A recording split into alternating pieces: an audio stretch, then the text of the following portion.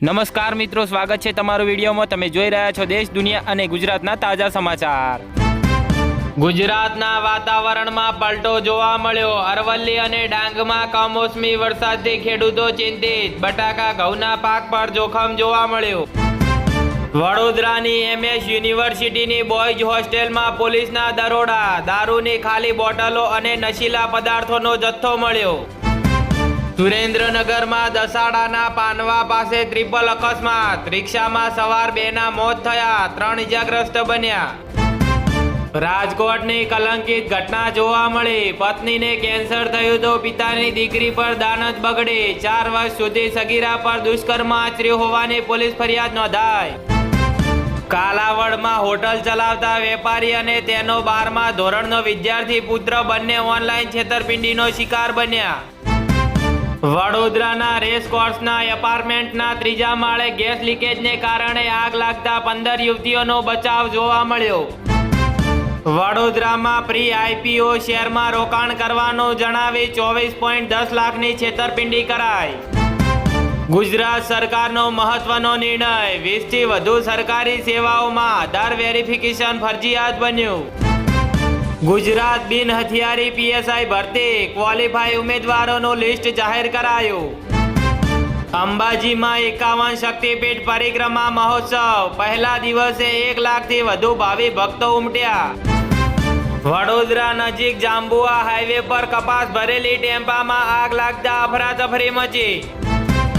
જામનગરના એડવોકેટ પર હુમલો કરી 10,000ની લૂંટ ચલાવ્યાની 4 શખ્સો સામે પોલીસ ફરિયાદ નોંધાઈ।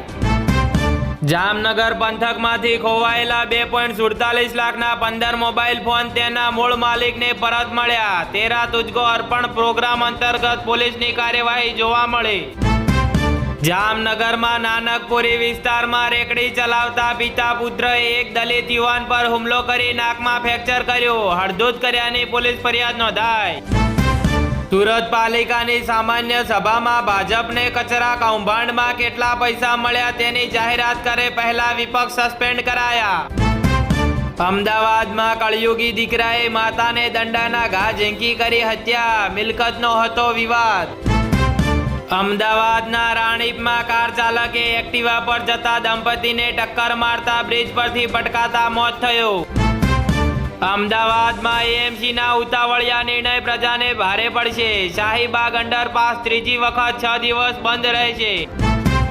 અમદાવાદમાં ફ્લાવર શો ફ્લોપ। 17 કરોડનો ખર્ચો કર્યા છતાં 2 લાખ મુલાકાતી ઘટ્યા।